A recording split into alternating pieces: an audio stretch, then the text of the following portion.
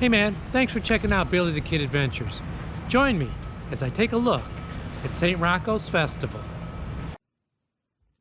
St. Rocco's was founded a century ago by immigrants from southern Italy who settled around Fulton Road and is the oldest Italian church on Cleveland's west side. The church was named in honor of St. Rocco, patron saint of the sick, who helped care for and heal plague victims. St. Rocco is also known as the patron saint of dogs, based on his own experience of falling ill from the plague, and while preparing to die, a selfless dog trotted up to him with a large loaf of bread in its mouth, and returned daily with a fresh loaf until he miraculously regained his health. Since his death, people have credited him with returning this favor by healing dogs after receiving prayers from the pet's owners. And for pop culture enthusiasts, the scene from Godfather 2, in which Vito Corleone kills Don Fanucci to later ascend to the role of Don, takes place during the procession of the Feast of St. Rocco. In Cleveland, the annual St. Rocco Festival is held over Labor Day weekend, where the church's Italian Villa serves Italian favorites including lasagna, pasta and meatballs, and pastry delights such as cannoli. But arguably, there's two food favorites of festival attendees. First off is the Italian sausage with the works, hot off the grill, and I do mean hot. Confess, I've had more than my fair share over the years, as have my friends and family. Second super popular food item at the festival is the always tasty fried dough zappolis with powdered sugar. Folks buy them by the bagful. It was often crazy trying to squeeze in a line to buy them. The highlight of St. Rocco's Festival is the decades-old tradition of holding the greasy pole climb on Labor Day. Always a crowd favorite, the pole climb is a truly unique event. The pole climb has 3 timed rounds, with the first team to the top declared winners.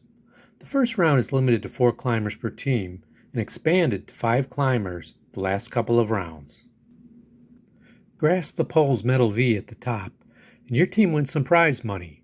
Sounds simple, but combine hot weather with all that grease, and you've got one tough climbing challenge.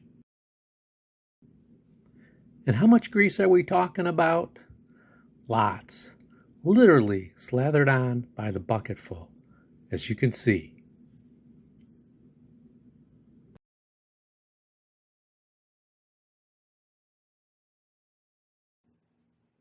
Which of course means the goal of the first few teams climbing is to get rid of all that grease, so watch out below.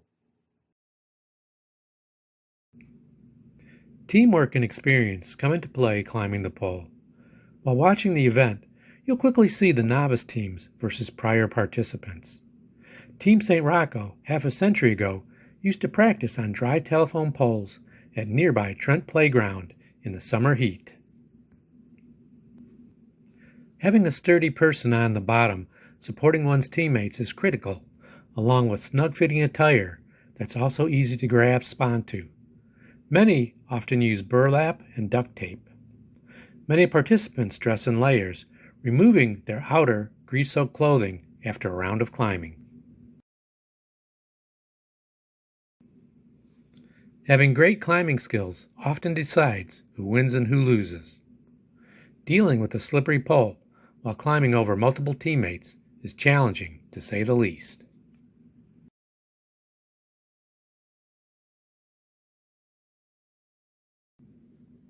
And oftentimes, the 2 top climbers from a team are left alone near the top of the pole to finish off the climb and go on to victory.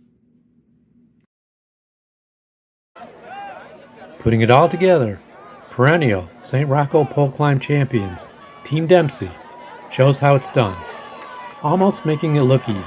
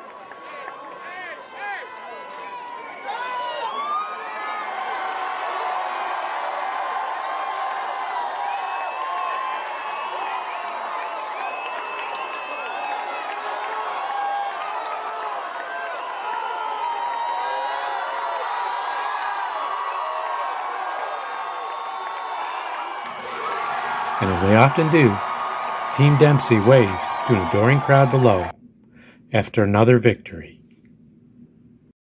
Spectators watching the pole climb will share their stories of cheering on their favorite teams to victory, or perhaps just marveling at the whole spectacle of the event. Or maybe telling how they dodged some flying axle grease. Pole climbing contestants become part of a special tradition, sharing a lifelong bond with their teammates, or in a few cases, like Team Plum, father and son even get to be part of the same team. Here's a quick glimpse of the father-son duo scaling the pole as the top two climbers on their team a decade ago.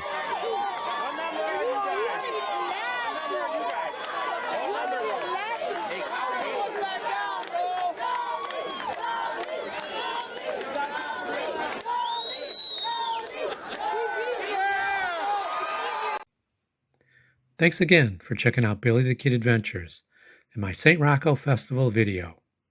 Special thanks to Lou Galizio, Chuck Zarro, and Bonnie Plum for providing material and information contained in the video.